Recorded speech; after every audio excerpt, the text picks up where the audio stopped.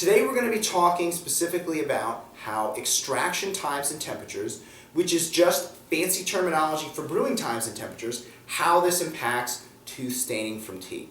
Now, this may be pretty apparent to many of you out there, but the hotter the water you use to brew your tea, and the longer you brew it for, the more polyphenols are going to be released, and the higher the staining capacity that particular cup of tea will have.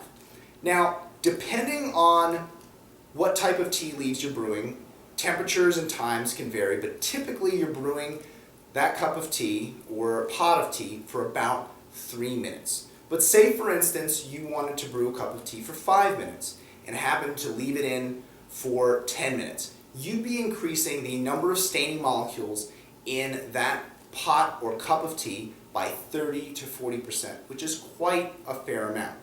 Now, black teas tend to have longer brewing times and hotter brewing temperatures, which might explain why these particular types of teas can cause more tooth staining. Also, if you're someone who likes to leave the tea bag in while you're enjoying your tea, you might also tend to experience more tooth staining as well, so watch out for that. The bottom line is that if you drink a lot of tea and you're concerned about staining, you want to go ahead and make sure that you don't let your tea steep or brew for any longer than that's recommended, and choose a particular type of tea leaf that has a shorter brewing time and a cooler brewing temperature.